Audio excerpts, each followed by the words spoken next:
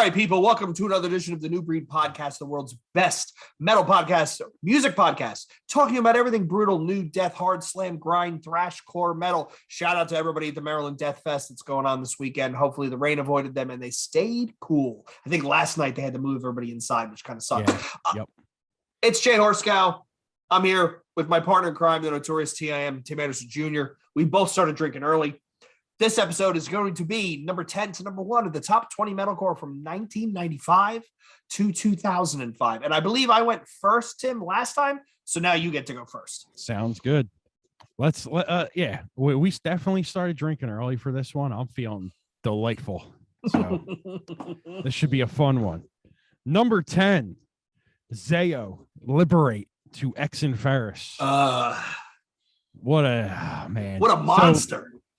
So, this is one of the darkest, bleakest records ever, man. I don't know what it is about it. It's just like when you listen to it, you just feel like you're in hell. Like because I'm pretty sure the record pretty much is in hell, right? Yeah, I think it's the 7 circles of hell. Like that's how the album is broken up. Yeah, they portrayed this pretty damn good. I'll tell you that much. Like as a concept record, man, the sound of it is just devastatingly haunting. They killed it on this, man. And I remember talking to what's his name, just telling him like that record, man, I don't know what you guys were doing back then, because when you go for Where Blood and Fire Bring Rest, which is typically a metalcore record with mosh parts and all that kind of stuff, this one was way more mature in the fact that the soundscapes were way more mature. If that makes sense. You know what I mean? Like what year was this, Tim? What year was 2000? See, I like when we don't look it up because then we get to talk about it. 99, but okay. August 99. Yeah, the soundscapes are very and the thing we were saying last episode, ahead of its time. I think the sound of this was way ahead of its time.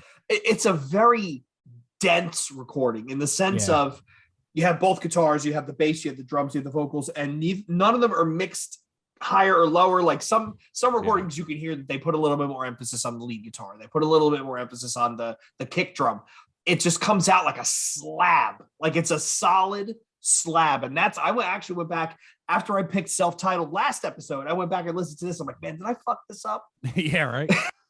It's funny. It is a great album. And there's a couple of instrumental like transition songs, right? If I remember correctly. Yeah.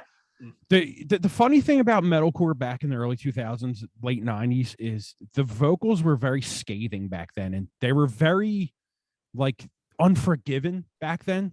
And I think now, since you have the simple way of making them more compressed and better sounding, I think you don't get the more haunting sounds anymore.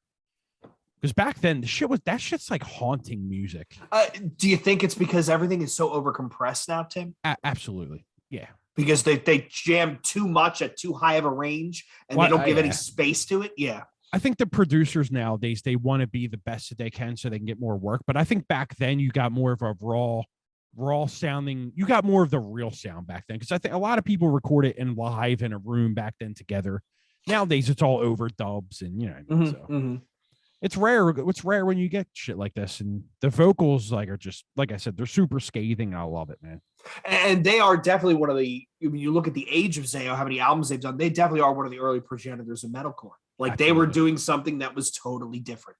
Definitely, great record. Seriously. Yeah, fantastic. All right, so that was Tim's number 10, Zayo. I think it's Liberate X and Ferris. For my number 10, we're going back to Victory Records. We're going to Connecticut. Cover Your Tracks, Bury Your Dead. Wow. Great record. Fucking love this album. I will never forgive myself. They were touring with the Acacia Strain. I think it was Scars of Tomorrow and somebody else. And I missed the show because Kim and I were fighting and I couldn't leave the house in time. But I saw them tour off the first album, and this is, if you could take the term mosh shorts and make it into music, this is what it is. And they admit flat out, we made music to fucking dance to. Yes. The You Had Me at Hello was great, but this was a total step up. And I mean, they didn't take themselves so seriously. Every song is a Tom Cruise movie. Tom Cruise. Right? Yep. The Bury Your Fucking Dead is the outro, which they do on every album. And the one after this, Beauty and the Breakdown, they kind of lost me because they kind of got serious. This one I thought was fantastic. I could still, and you know what? I actually should have replaced this with the live album, because the live album at the Chain Reaction is out of control, where he gets hit in the second song. Yeah. With the headstock, and he's got blood coming out the back of his head, and he still kept going. Yeah, I have the DVD. Wild. Yeah. I really enjoy this band. They make fun, moshy, metalcore. Who do we talk to that was really influenced by these guys? Oh, Matt Brusso from Boundaries. Yep. Yeah, he was into these guys. We got to get them on. They're putting out a new album. They're playing new songs live. We got to get them on. Can you guess what my favorite Bury Your Dead record is? Is it the one with Mike Terry, the self-titled? Yep. Great fucking record. Because it's the one I wouldn't pick. That's how I knew. Yep. Amazing, right? That record has so many good, catchy songs on it. I love it. He's a great singer too. What band did he come from? I forget, but he went to Volumes. I forget. He went from a prominent hardcore or metalcore band to them. And then he went to Volumes. I don't even think he's in Volumes anymore, honestly. But yeah, he's a great singer. Speaking of Bury Your Dead swinging around, did you listen to the last EP that they did, Mosh and Roll? Yeah. It was pretty good. Yeah, not too bad. There was a lot of good mosh in it. Cassius, that was the band he was in. Cassius, that's right. Cassius. Yep. Yeah, they were getting up there, and then I think they just fizzled out somehow. But yeah, they were getting up there. He's a great singer, man. Yeah, he is. But yeah, I love Bury Your Dead. Give me, that show they did in Florida. It was them, On Broken Wings, and somebody else. I was like, maybe I should fly down for that, because that's like Mosh Short Central. They're from Boston, right? Is it Boston or Connecticut? I don't remember. Oh yeah, maybe it is Connecticut. Why do I feel like it's Boston though? You might be right. I think it might be Boston. Yeah, you're right. From Boston. So. New England. I wasn't too far away. Yeah. Same shit. Yeah. But yeah, they were awesome. Like, they were really, really awesome. I really enjoyed it. They were fun to see live. I saw them right after Matt joined the band. Little Bobby got free tickets from WSOU.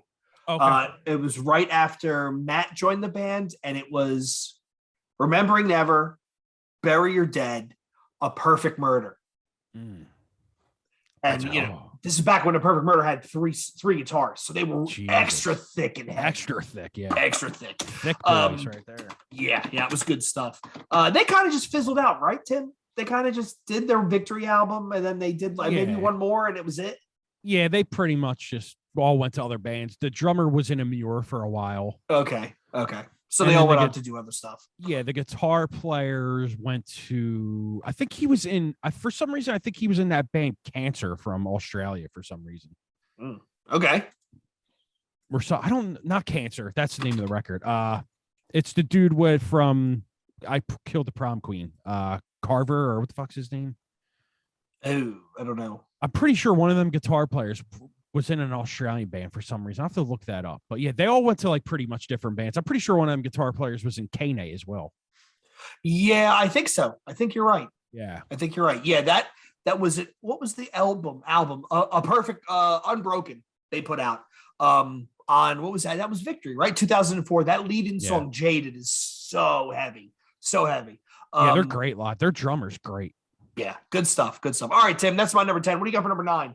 Number 9, I think this band right here, I'll see if you can guess. I think this band is one of the purveyors of Mega Mosh out of Minnesota. You really don't get harder mosh parts in this record. It's Martyr AD. It's Martyr AD with On Earth As It Is in Hell. Okay. Holy fuck, man. Yeah, when that record came out, dude, I know they had the different singer. I really like what's his name on the first one. Fischetti, yeah. Fischetti on the first one. He's got a very unique voice, and I love that record, man. I don't know how I didn't pick it over this one, because it's just very the raw feeling of that one. But this record, the mosh parts and are just devastating. Laughable. It's earth-shattering mosh, dude. Into Stone. That song brought me out of mosh retirement. Fucking This Is Hardcore. And I lasted maybe 4 seconds. There's actually in Sonny's video, you can see me, I'm flailing around and then I'm out of breath. It's done. Yeah. But that album was fucking heavy. It's devastatingly brutal. Yeah. I mean, it doesn't get heavier than that, dude. And just the parts in it, like the way that they go into the mosh parts are just, you don't see them coming at some point. It's like when you first hear the record, I wish I could go back and hear it for the first time, because it's one of them records where you go like this. You're like, whoa, what the fuck just happened? Yeah. Like there's a mosh part in Bring Out Your Dead that just I don't think there's a heavier. Oh, when they slow it down part. to halftime. Yeah. Like This Is Hardcore. I think like 4 people got brought into an ambulance. That set was unreal, and that literally woke the entire place up.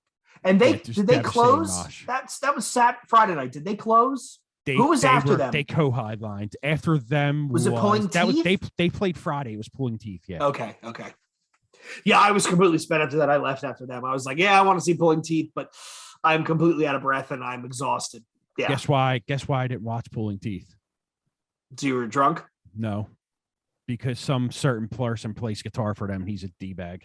Oh, yeah. We don't have to say any names. He'll Yep. He'll figure it out. Exactly. Okay, so that was Tim's number 9. Martyr, You're Dead. Martyr AD on Earth as It Is in Hell. I'm going to go to my number 9. From kind of the same area of the country, of Malice and the Magnum Heart. Oh yeah, dude. Misery Signals. Yeah. So I loved Seven Angels, Seven Plagues. I remember picking up this EP and going, holy shit, like Very Distro. You know, for those that don't remember, Very Distro was a mail order distro. I think they were out of Philly, right, Tim? Yep. And they were tied to Lumberjack too, as well, right? Lumberjack distroed out of Very, I think. Yeah, and then I think his name was Matt. He sold his entire collection to somebody else from PA. I remember somebody else bought it. Yeah. I honestly think that he passed. Really? I'm pretty sure he did. I think he passed. That's a shame because they were awesome. Like you could literally call them like, yo, I placed this order and I want this, but I really want to change it for this. And they were amazing. But anyway, I remembered seeing in the catalog. Who bought his, I think bought his collection? Preserving Hardcore. I think he did. Okay, that makes sense. That makes total sense. Don't quote me, people. I'm pretty sure that's what happened. That sounds about right. I mean, if anybody was going to buy it, it would probably be him. But I remember seeing the write-up where it was ex-members of Seven Angels, Seven Plagues, Compromise, blah, blah, blah, blah, blah. Yep. And I picked it up, and the year summer ended in June, started on the EP, and I was like, holy shit, this is fucking amazing. Yeah. And then I remember getting this album at the exact same time I bought The Funeral of God. They came out on the same day, I think. And this just blew me away. Ferret, right? Yes, Ferret. Yeah. It's heartfelt and sincere, but at the same time, it's really kind of aggressive and moving. And again, I saw these guys with Little Bobby up at Club Chrome. I saw them at 2004's Hellfest. Just fantastic. And they're great musicians. And when you look at that Rain X sessions that they did, and one of my favorite things ever. Unreal. And to the point where I even watched the documentary with the wife, and the wife was like, I would go see these guys. Would go see these guys. They're really that good. And the other thing, Tim, is they pull it off live. As good as they sound on the record, they sound just as good live. Yeah, best part of the Rain City sessions is when Jesse hands the dude the mic and he goes, "You should be singing." I love that. Awesome. But they are great. If you want to listen to metalcore that can make you tear up, listen to that record. That is one of the most passionate sounding records ever. Because coming off the EP and all, the compromise situation and all that, they were pretty much at the wit's end where, like, I think they pretty much might have broke up at that point. Because there were a couple of there were stops and starts. Like, didn't Jesse filled in for Matt Matera in Seven Angels, Seven Plagues, and then they broke up, and then they did this, and there was a little bit of back and forth. Yeah. Go to Ill Street episode with Matt Matera. He explains all that in there. But yeah, was it Matera or Matt Mixon? It was one of them. Whoever the singer was, Jesse replaced. No, Mixon and Matera play guitar. Really? Yeah. Mixon wrote that whole record. Okay. Yeah, great. That's a fucking incredible record. It almost made my top 10, but there's just so many better records for me. And I like the EP better, but the recording on that record is so good too. Well, and it's Devin Townsend, right? Yeah. I mean, you kind of knew. So I will say this, Tim, going back after we did the first half, and I have a whole list here of stuff that I missed. I didn't make any changes. To my list. I was going to, and I was like, shit, what about Grow Up and Die? And I went back and listened to their entire catalog, and I went, no, No, as much as I love the song "You'd Be a Lot Cuter If I Shot You in the Face," no, Yeah. it's they gotta stay where they are. All right, so that was me. Number 9, "Misery Signals" of Malice and the Magnum Heart. Tim, what is your number 8? Number 8, I'm going to combine 2 records, Caliban with Shadow Hearts and Vent. Right here, two bands in a row that just, to me, invented the mega mosh. I think Caliban, nobody was doing mosh that hard back then. I mean, when nobody from Europe. Vent is a fucking masterpiece in Eurocore. I don't care what anyone says. That record is another devastating record. I mean, it's just dark as hell, and then they just bring out these parts of mosh where when you've seen old live shows of them, it's ambulance time.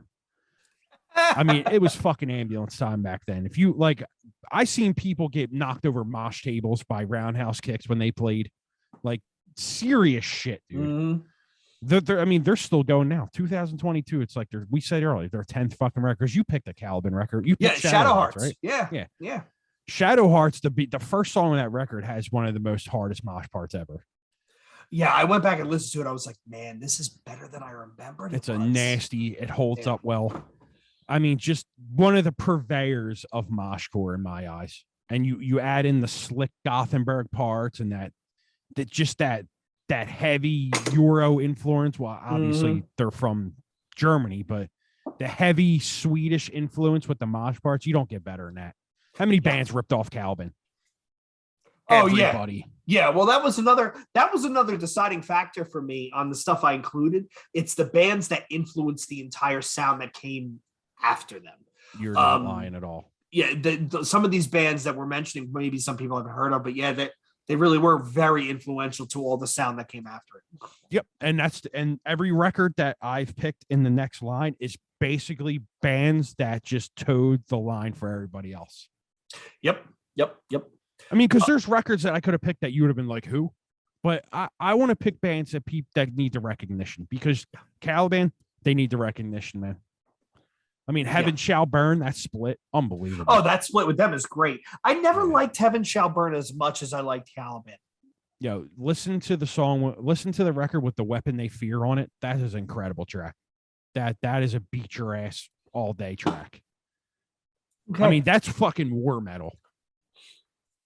You know what I mean? They're a band that never, ever leaves Europe, and they're huge in the States. It's hard to do that, dude. That's really hard to do. You're pulling something off there at that point, Just amazing musicians, too, you know what I mean? They play Wacken at like 3 PM, and there's like 100,000 people there. It's crazy.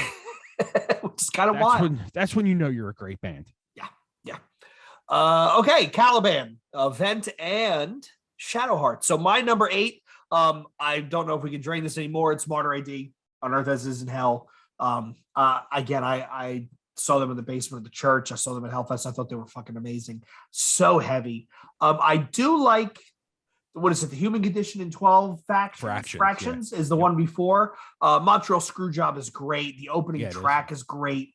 But I just think this album is just heavier because, again, it's that early aughts mosh, the early 2000s mosh. Jay, how jarring is the first song on the 12 Fractions, where it's like, wait. Oh my God. And then it slows down into halftime, and then it gets even slower. Oh, it's jarring as hell. I mean, there's a reason why they open with that, because it sets the tone. Yeah. I guarantee you, we could ask, out of the 40 records me and you picked, I think we picked one so far the same.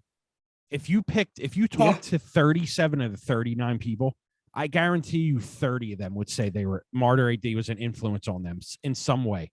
Disembodied. Yeah. Yep. 100%. That's huge right there. It's the biggest compliment right there is that, in my eyes. My best anecdote about Martyr AD is when they played This Is Hardcore, I had to pick up a t-shirt for my buddy Pat Cleary. Shout out to Pat. Who is not very large. I'm not going to call him a manlet, but he's not very large. And I walked up to the merch table, and Tara, the bassist, is there. And I said, can I get this shirt in a large? And she just looked at me like, yo, are you going to squeeze yourself into this? Like, she looked at me like I was fucking with her, because I obviously am not a man of size large. I haven't worn a size large probably since 8th grade. But yeah, that random anecdote. Fantastic album. Fantastic. Here, people. This is how you know you're a good band. When you come back 15 years later, Charlie texted me at 1 p.m. on Saturday before Disembodied played. They sold out in shirts 5 minutes after doors. He texted me and said, bro, very sorry. We already sold out of every size and shirt. I'm like, what? It's fucking 5 minutes into it. He's like, I'm sorry. It's like when Dead Guy played Decibel. Yeah. Dan told me there was a line as soon as the doors opened and they were gone within 5 minutes. Yeah. Because I wanted to get the windbreaker. And he was like, dude, they sold out first. And I'm like, motherfucker. But I got a shirt anyway because they had them on the web store because the thing was so big. They just made them again. But when you sell out in 5 minutes, that's unbelievable. Yeah, because they don't show up with like 6 shirts. Yeah. They sold out in the Martyr AD shirts in like 20 minutes, and they brought more in. They had somebody make them in Philly and brought more in and sold them that day. That's how many fucking shirts. That is wild. That is completely wild. But yeah, great album. I don't care if you like new metal, you don't like new metal, like hardcore, don't like hardcore, to listen to that album. It is definitely one for the ages. Devastating, yeah. All right, Tim, number 7 for you.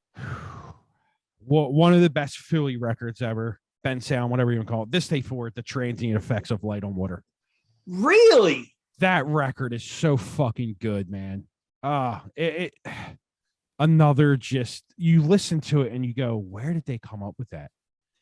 Did they ever like tour continentally? Like, did they ever get some recognition? Because I know they played a lot of shows around here, but did they ever get out and do the West Coast and all that? I asked Vadim this and I can't remember what he said. I don't think they ever hit Europe. Okay. This record was on, it wasn't on a big label.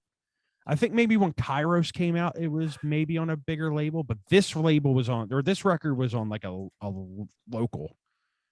But that record, man, if you ask like 9 out of 10 Philly kids, that's probably a lot of people are going to say that's their most influential record in metalcore for them. I mean, just the sound of it's way above its time. It's got this sound that's so visceral, and it's hard to explain that record. Yeah, they're the one that every year everybody hopes for. This is Hardcore Reunion. Yeah. It's this day forward. If I wore a mask, dude, oh my God. The first album, Fragments of an Untold Story, born by shunning the opportunity, was Break Even Records. Wow. Transient effects of Lights on Water was Eulogy. Okay. Which was they never got big. They never got big. I think Franz bought Eulogy. Yes, he bought that entire catalog, which is kind of fucking embarrassing in and of itself. But yeah, no, they were an amazingly talented. And you know what, Tim? The word when I think of them, whenever I hear them, you know what hops in my mind? Unique. They had a sound and a style that nobody else has even tried to mimic, let alone ape. Like it was their own thing. You can't mimic it. It's too hard. And if you do, you sound like you're ripping them off blatantly. Exactly. Yeah. It's kind of like Turmoil. People have done it, but you're never going to sound like the process of. That record is fucking amazing. It didn't make my list. It should have, but there's just other records that are way more in my years that I listen to more. But that's another record. The process of, that's a great record. Yeah, they were. Even Anchor is really good too. They were a Trocadero staple. Every time a tour came through, they were the local opener. Oh yeah, Kill Time. They played a million times. Yep. I mean, people listening to, like, you just don't have. I mean, I'm sure they did, but the venues in Philly back in the day were just so good. They were something else. I mean, I remember enjoying the Troc as an underage kid, enjoying the Troc as an adult. I remember going to the balcony to see shit. So, yeah, it's kind of, we should pool our money, Tim, and buy it. Yeah, right. Well, I did hear someone mention the reason why that's a tough venue. It's a historic building. Yep. So you're limited to what you can do renovation wise, and parking. There's no parking where it is. So it's you really got to park either up or down Arch, or go all the way over to Race, or go all the way over to Vine Street and hope you find something. And it's the parking situation is not great, but I think, you know what? Sadly, you know what? I think the last show I saw there was Carcass, the Black Dahlia Murder, Noisem, and Gorguts. Wow. That was the last show I saw there. See, I'm lucky enough to take the R3 train and get off at the gallery. So, oh yeah, it's easy. It's easy for you. Yeah. It sucked driving in there and parking. It was always kind of exciting. All right, so what are we at? Number 7. My number 7. So far, this will be my 4th pick of this episode. 3 of them have all been Victory Records. Who do you think this one is, Tim? Another victory band. And I've already eliminated Monterey D and I've already eliminated Bury Your Dead. So take a guess. And a metalcore band on Victory. Dead Guy. No. And they were not Victory. Yeah, they were. Yeah, Victory. Yeah, they were. Yeah. Not Dead Guy.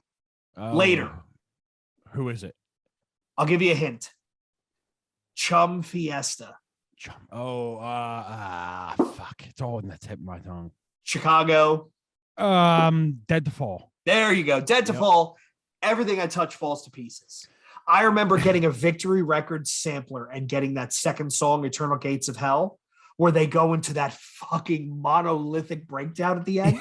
Yeah. And I remember sitting there in my car looking at the CD player, laughing. Like, are you fucking kidding me? Sad to say, I only saw them once. It was 2004's Hellfest. But that album was great. And I think every album they did afterwards, more than half of those songs are really enjoyable. I thought Villainy and Virtue had some amazingly beautiful moments. Bastard Set of Dreams. Yes. So good. And then the one song, which is 2 parts, which is fucking amazing. And then after that was what? The Phoenix Throne, which was great. Throne, yep. And then the last one, Are You Serious? Where they never took, they were the metalcore version of the Black Dahlia Murder. They never took themselves seriously. They had a fun time. They were great live, and they were really fucking enjoyable. But I love this album. Granted, go back and listen to it with a fine ear. Drums are a bit sloppy. They were a bit sloppy, but they were like 18, 19 years old. I mean, what did you expect? Not everybody comes out of the womb playing like fucking John Longstreth. But did you listen to the John Hunt episode I did? Yes. Yeah, and he's a funny guy. Like, he has a great sense of humor, and Did you heard the episode about? You heard the part about Eternal Gates of Hell, right? About going through the toll booth. Why do I not remember that? And the woman was screaming "Eternal Gates of Hell." That's where they got that. No, I don't remember that. Listen to it again. It's something to do with a toll booth and the woman screaming or a dude screaming about it. Okay. I'll go back. I actually still have it saved on my phone. I got to re-listen to that. It's good. It's good stuff. They were blatantly influenced by like At the Gates. That was when At the Gates influenced them. It influenced Darkest Hour. It influenced a lot of bands. I just remember the one interview I read where they said for this tour, when they would sing the chorus, it was "Everything I Eat Tastes Like Pizza." And that was what they would sing in the chorus. They actually came through Philly. They played with Curl Up and Die at some place called Pie Lamb. Pie Lamb, yep.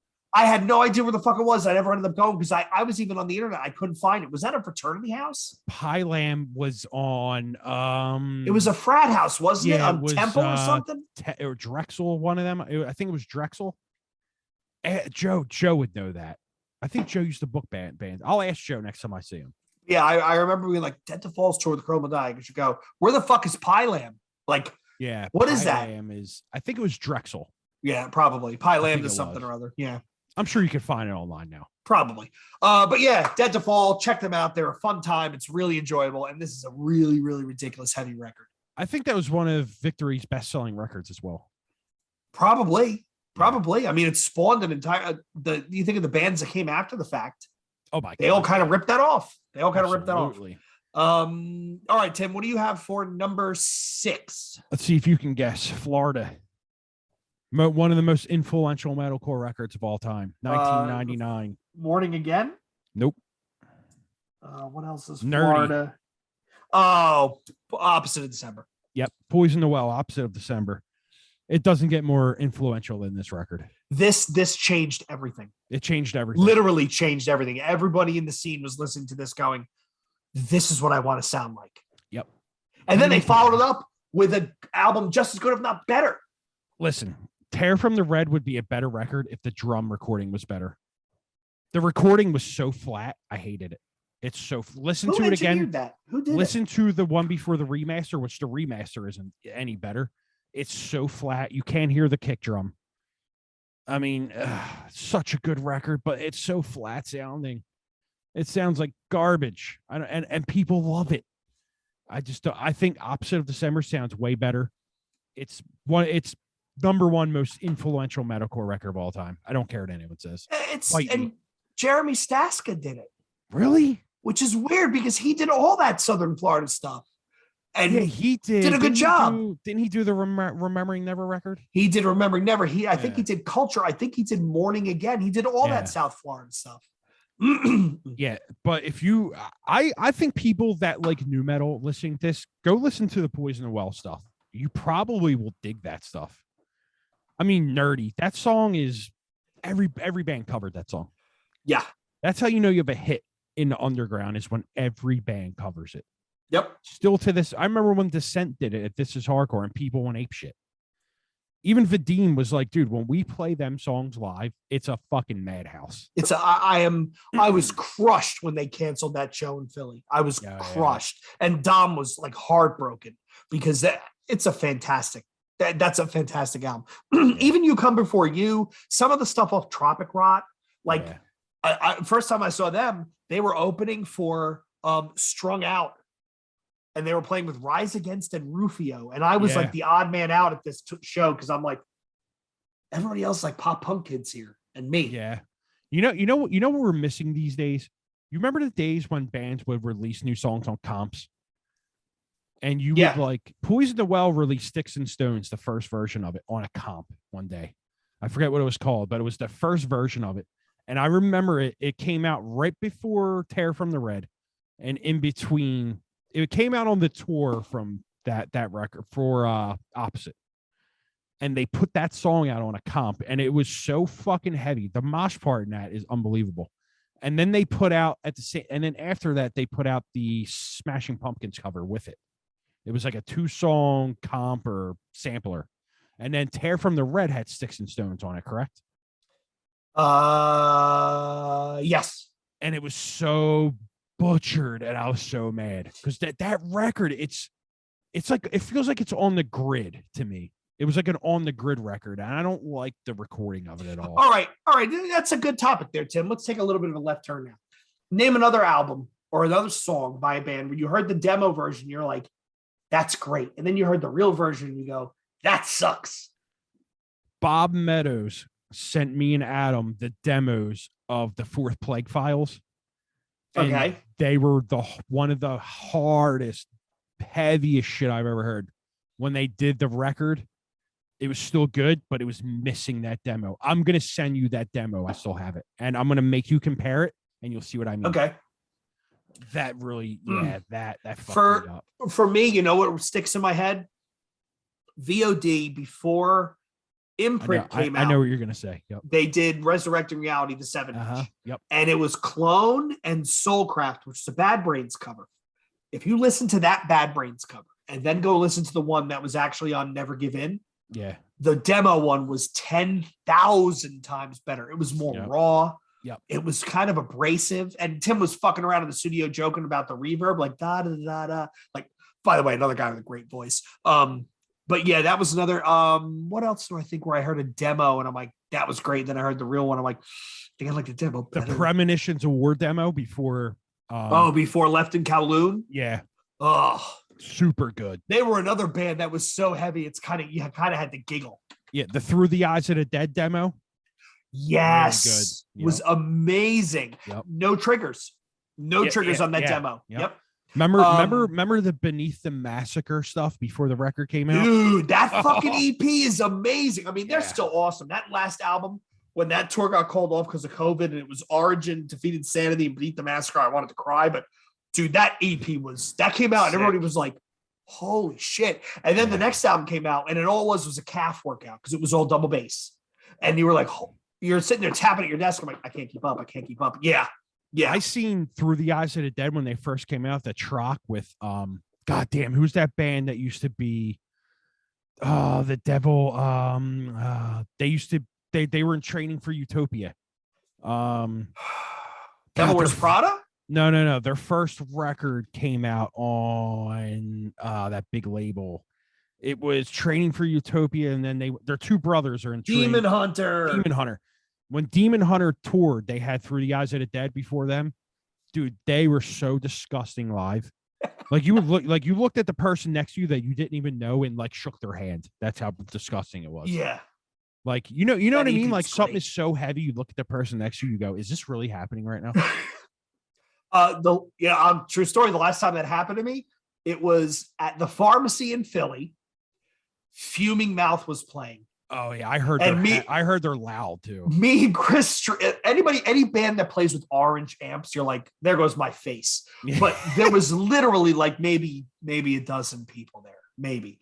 And I'm standing there next to Chris Striegel. And I just looked at him and he looked at me and we both just started laughing like, you got to be fucking kidding me. Was his arms crossed when he was doing it? Yeah, we were both standing there looking and our mouths were just open like, oh my God. Yeah, and then I said to him, like, this is one of those shows that eventually somebody goes, man, I can't believe I missed that. It was them, Creeping Death, Rest in Piss, who I really like, and somebody else. Yeah. And somebody else. But yeah, they were so ridiculously heavy. I remember I interviewed what's his name from Creeping Death, and he answered the phone. He was like, "Oh, hello." I was like, "Yeah, Tim from Mill Street News." He's like, "Who?" He didn't even know we had the interview, and he still did it. That's how cool he was. That's awesome. Was it the singer? Yeah. Yeah. They seem like nice dudes. He was like, he's like, they didn't even tell me about it, but fuck it, let's do it. And we did it for like an hour and a half. It was great. Cool. That's awesome. Really cool. That's professional right there. Yeah, exactly. That's professional. All right. So I just went, Tim, what is your number 6? That I just did my Poison the Well. Okay. So my number 6 is going to be, if anything, it's a surprise that it's this far down on the list. Wait, no, it's yours. It's yours. Cause I just did Dead to Fall. Yeah. Number 5 for me. Oh, no, wait. Is that your number 5 or number 6? Cause I still had my number 6 was Poison the Well for me. Oh, okay. So let me do my number 6. Okay, my number 6. We started bullshitting and we just lost it. Wow. We totally fucking lost it. So happens you start drinking at 2 o'clock. Have another beer. Oh yeah, I'm almost done with this. So my number 6 is Fixation on a Coworker. Yeah. I knew this was coming. Yeah. Album. Wait. Your whole list has been victoried so far, right? Misery Except Signals. For Misery Signals. Yeah. Yep. Okay. They had a moment. I remember hearing this and going, I don't know what to. Yeah. I don't know what to do with this. I don't know how to make sense of this. What is this? Yeah. It was hardcore, but it wasn't. It was like, it was metal, but it wasn't. It was like abrasive, like Jesus Lizard, avant-garde, but it wasn't noisy. And every song just got better and better. And like Makeshift Atom Smasher and what is it? The Baby Arm and all. I love Baby Arm, man. They're all just great songs. And when I was pissed I missed the reunion short set, but I watched clips of it on YouTube and they sound fantastic. But this truly was a band that if they had found a way to kind of make it work, they probably would have been massive. Or the other side of that, Tim, is they were just too early and they were before their time. No, because if you think about it, you had Dillinger out of Jersey at the same time. Because I think when Dimitri, when they put out the record with Dimitri, which I think is Calculating Infinity, or the Under the Running Board. Under the Running Board and Calculating are two of the best things you'll ever hear. Mm-hmm. I think that Under the Running Board is fucking amazing. One of the best EPs ever. Dimitri has one of the greatest voices. Had one of the greatest voices. I don't know. I wanted to interview that dude so bad. I could never find a contact for him. He shows up on you know what? I think it's on No Echo on Facebook. He shows up at the weirdest times. He'll comment on something. Well, I don't know. What you know his last name? It's kind of it's this wild, long Greek thing. It's a whole bunch of it's vowels and consonants, much better than mine. Minakakis. Dimitri Minakakis. I wonder if they're ever going to release that DVD from their last shows because they taped it. Oh yeah, I'm sure they will. Yeah, but what the fuck are they waiting on? I don't. Yeah, that's a good point. But I think Dead Guy was Jersey, right? Dead Guy was New Brunswick. Yep. Yeah, New Brunswick. Yeah, and then they moved to Portland. That's right. Yeah, when they got to the West Coast, they did. Tim Singer and Keith Huckins left. They did Kiss It Goodbye. The rest of the band came back east. They had the bassist, I think it was Crispy or Pops, one of them, moved over to sing. Yes. They played WSOU where I saw them. They admitted it was the biggest show they've ever played, and they were done not soon after. They did an EP after that. I think it was like the Work Ethic EP. I think so. Yeah. And then it kind of just fizzled. But this wasn't that good. You go back and listen to this, you're gonna go, I don't get it. And then you're going to go, oh my Lord, think of all the bands that these guys influenced just by that sound. They had a sound that influenced so many bands where it wasn't really metal. I guess it was called mathcore at the time. Yeah. You had a bunch of people that were calling him mathcore, but I think, yeah, really highly influential. I mean, look at the set that they displayed. I mean, it was bonkers, dude. Yeah. I mean, you were there, so Yeah, it was unreal. I mean, I seen the videos from people that did, and I was blown away. I mean, I can't wait till that documentary comes out. Yeah, it's a Raven event. I can't wait to buy it. I'm going to buy it. But yeah, it's going to be good. Unreal. Man. Unreal. All right, so that was my 6. What is your number 5, Tim? We're heading into the last 10. 7 Angels, 7 Plagues, Jasmine's Lullaby. Dude, our lists are eerily familiar. What a beautiful album. Absolutely beautiful record. One of the most, another record that'll make you cry, man. That record is one of the most technically written. Just I don't want to keep saying the same words, but it's hard not to. The piano intro to what song is that?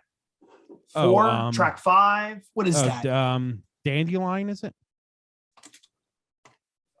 But that was the song that sealed it for me, because I was listening to it in the car and then they kicked in and I was like, holy shit. If you like Shai Hulud and you've never heard this record, not that they're similar in the fact that they can write songs that just make you tear. I mean, the vocals were just on point on that. Right? I hate the recording sucks. Don't get me wrong. The recording sucks, but it doesn't suck at the same time. Yeah. There was something about the recording. They did it locally. It just punches you in the face, man. That such a good band.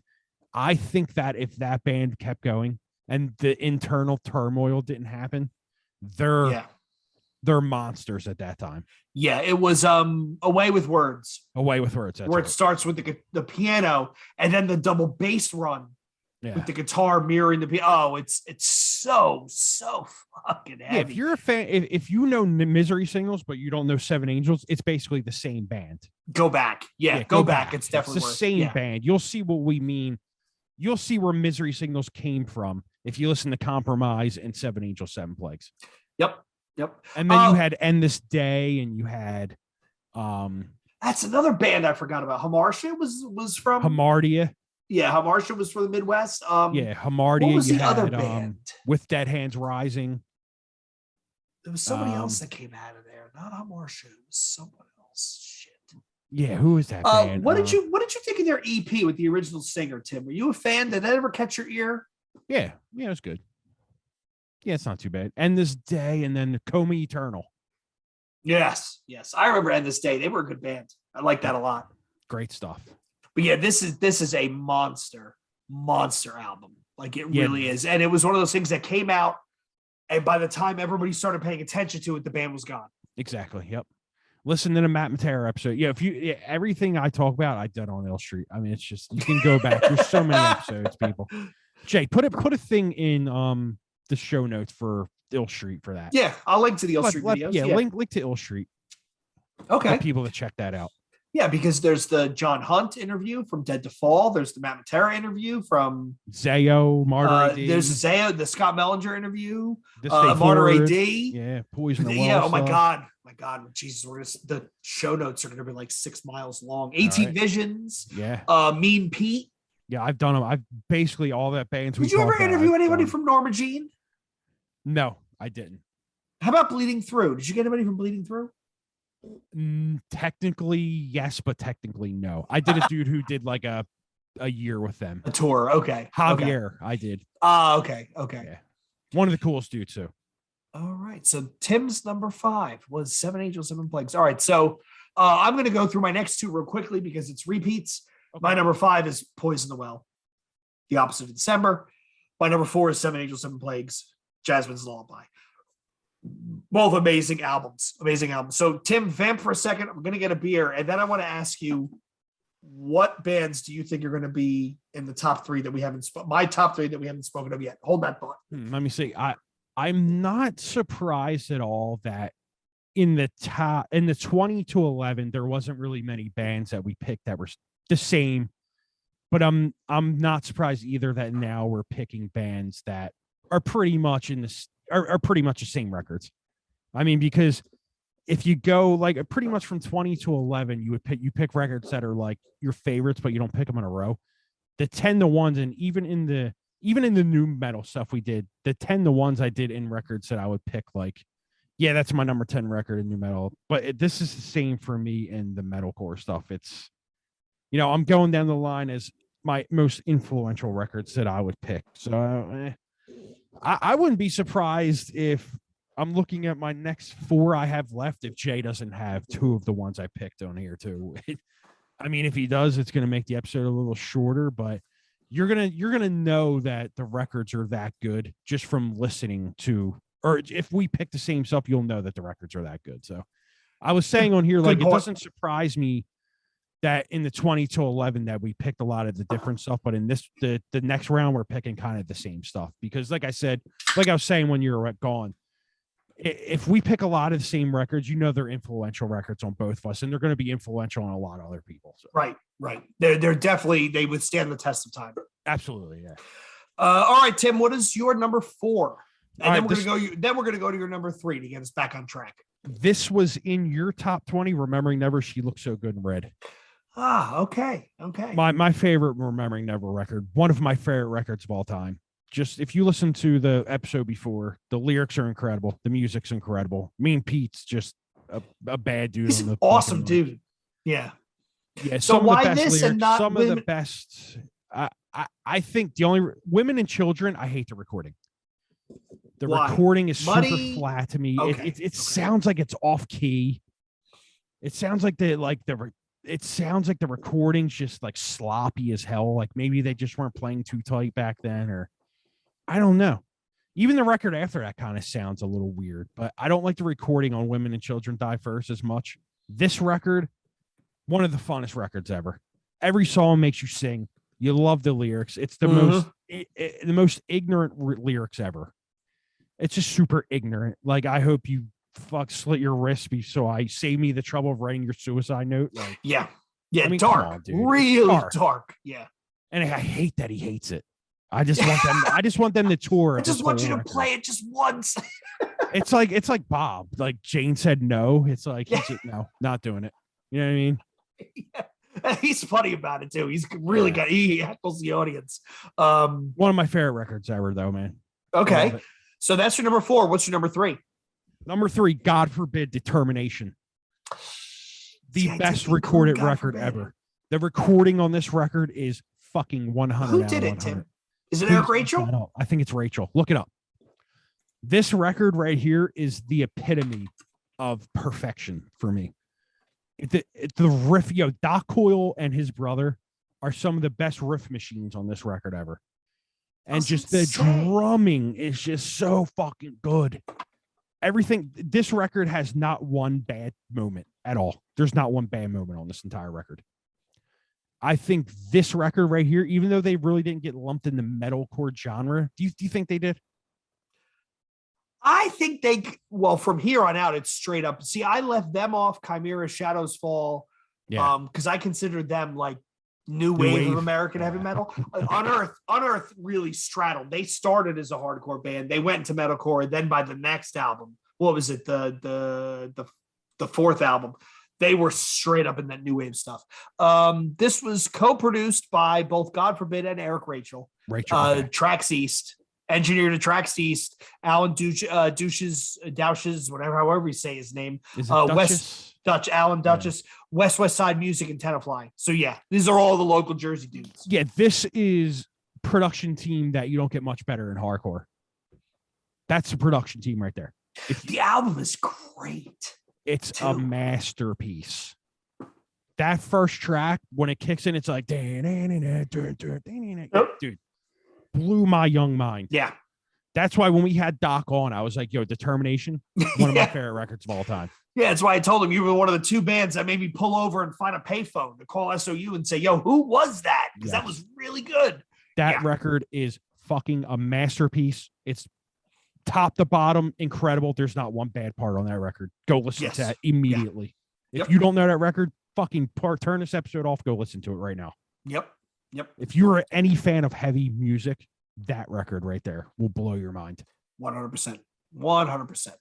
Okay, so my number 3.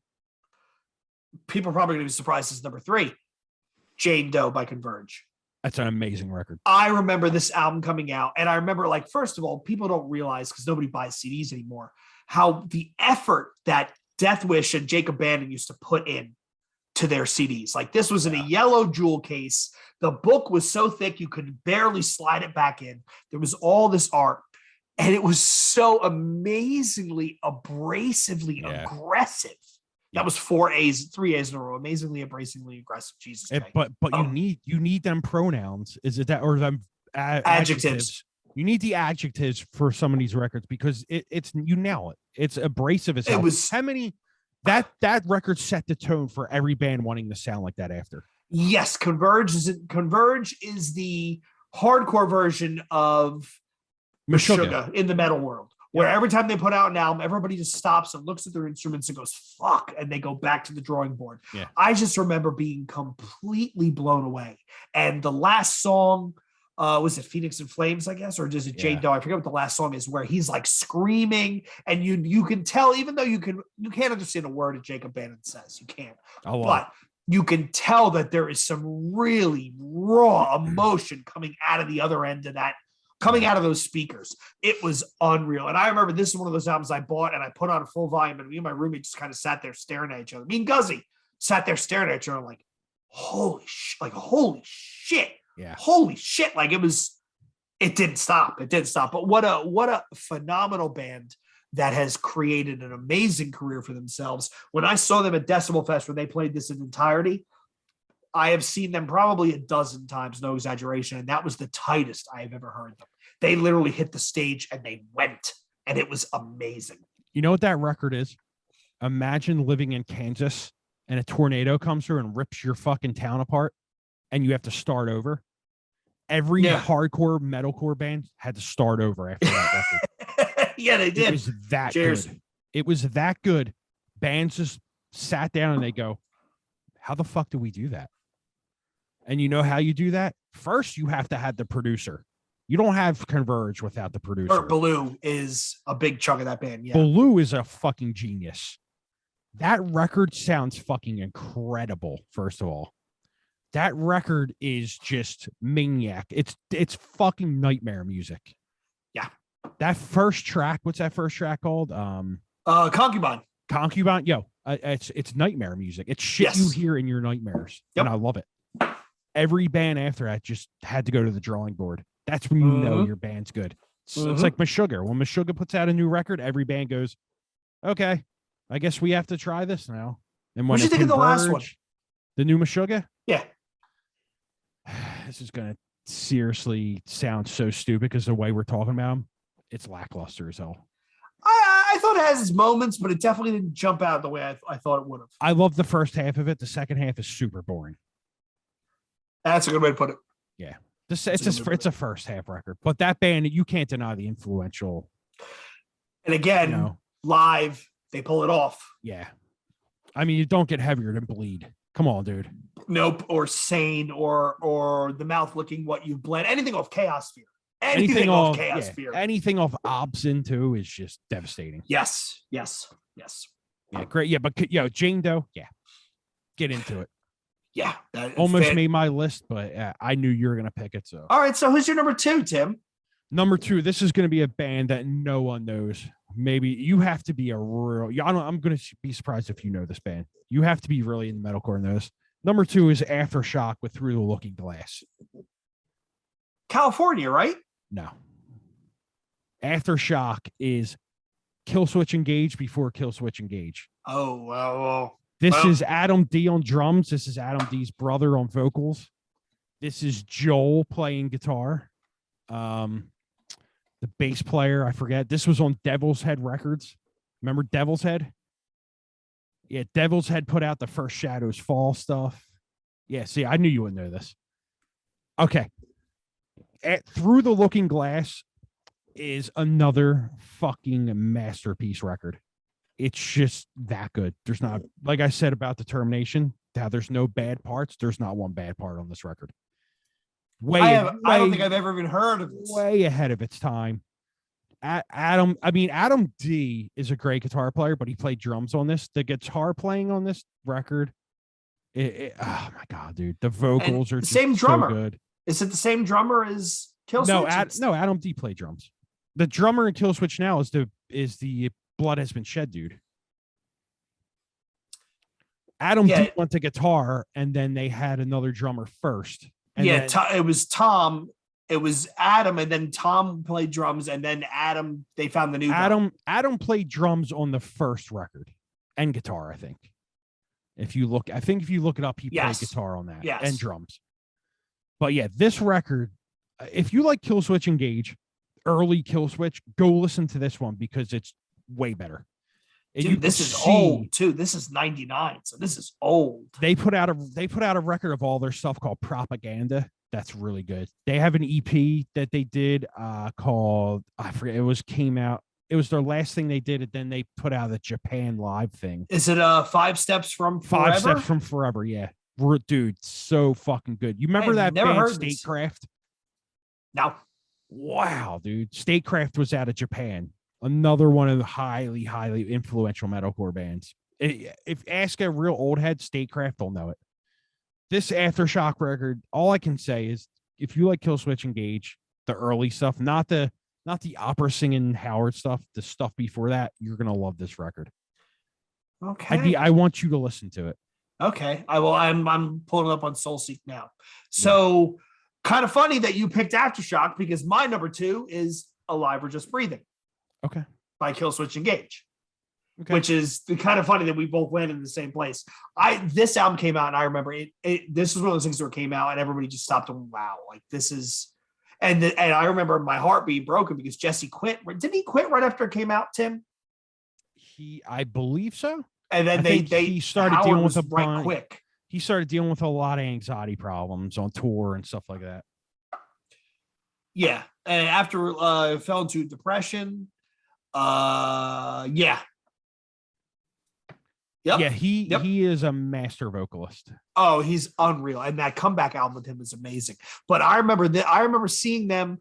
They opened the WSOU birthday bash. The self-titled album, the original thing they did on Ferret, was great, but this album was just a leap, like a giant leap forward. Just the songs are expertly written. I mean, the first 4 tracks on the album are Number Days, Self-Revolution, Fixation on the Darkness, My Last Serenade, and then the 5th track, Life to Lifeless. That's the first 5 opening songs, all greatly singable songs. And then the second half is after banger after banger. To the Sons of Man.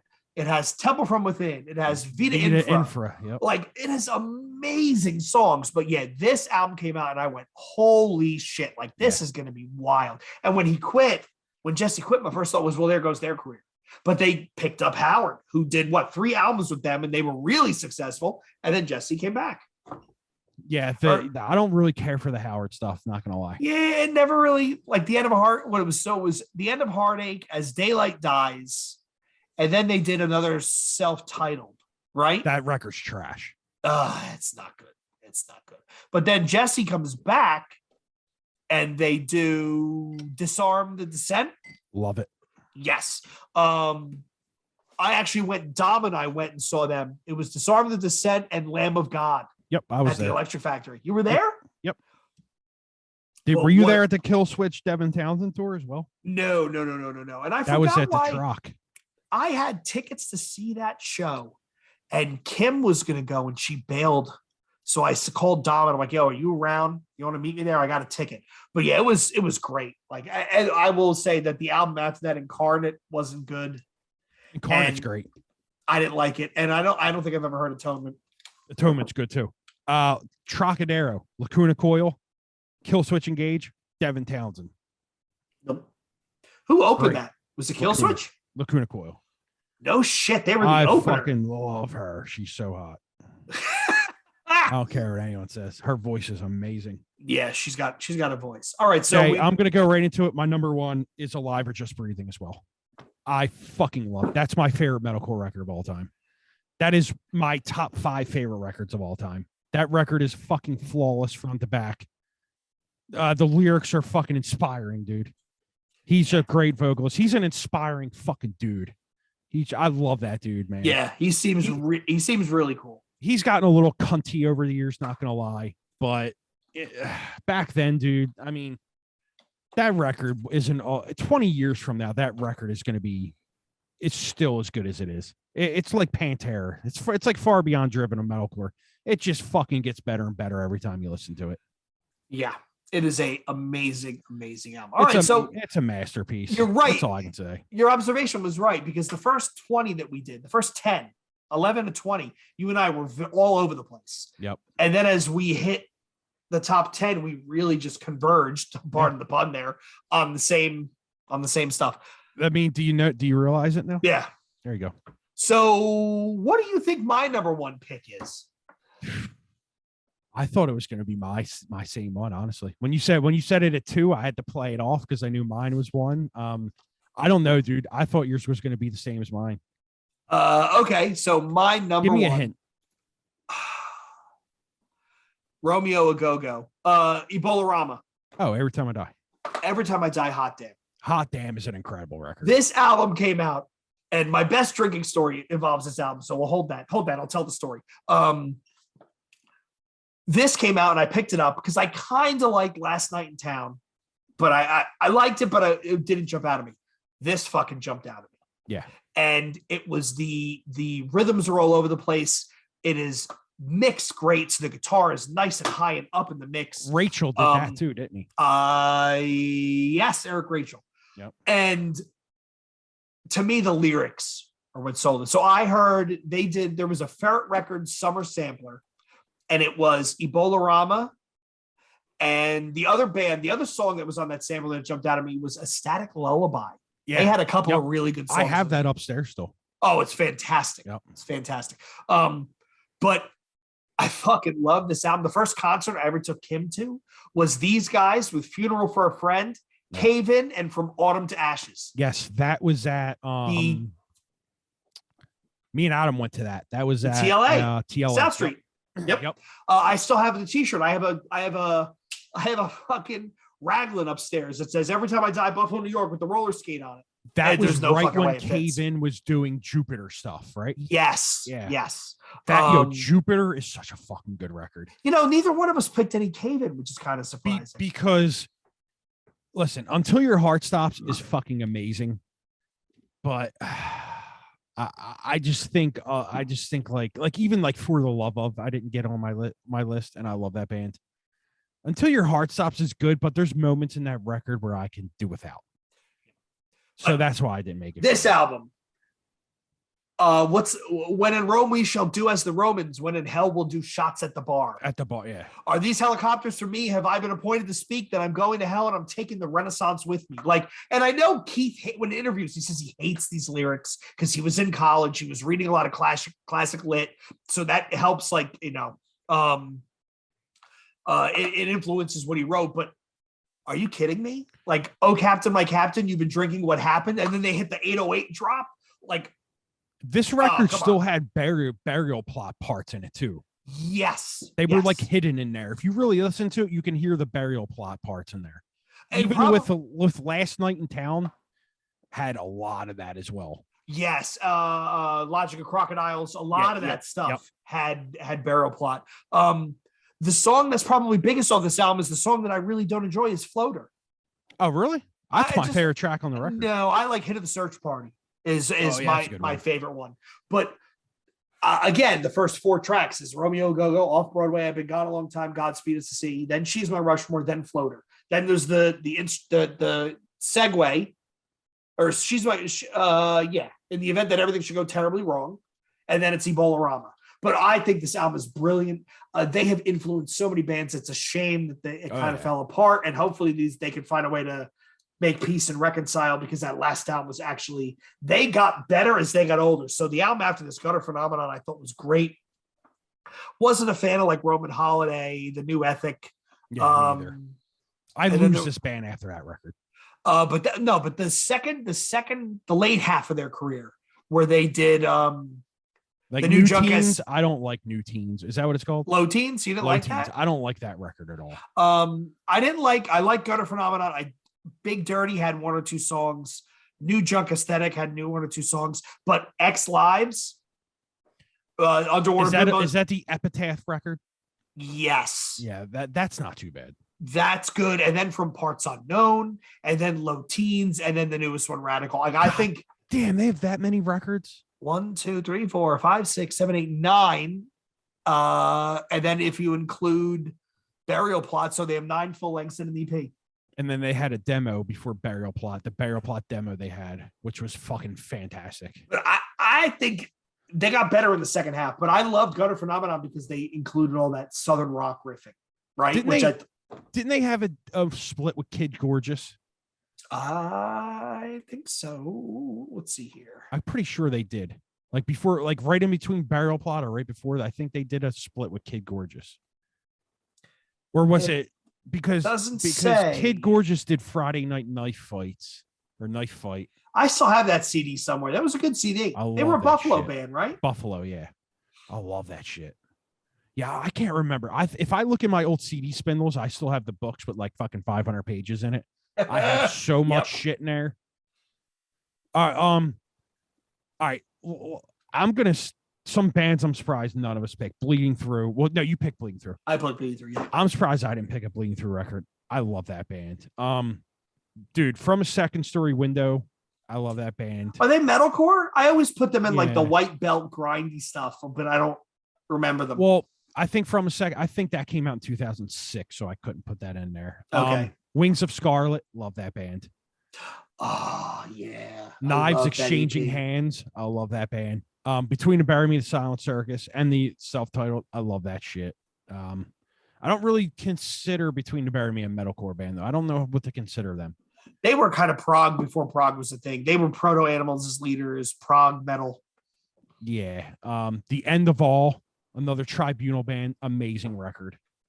That band that had members of Zayo in it, I always forget the fucking name. Symphony of Peril? No, not the other one. They were on Tribunal, then they went to Eulogy. Not Nodes of Renvier. No, not Nodes. They were a super spastic band. Like just super disgusting blast beat parts, and it'll come to me, man. Good. It's not Symphony in Peril. Out of Ohio. They were in Ohio. Members of Zayo. It's not Juliana Theory. It's not Creationist Crucifixion. No, it's in them lines, so it's the same people. I Hope You're Horrified or one of the, I forget what the fucking name of it is. It'll come to me, dude. Yeah, you'll stop thinking about it. It'll come up. Yep.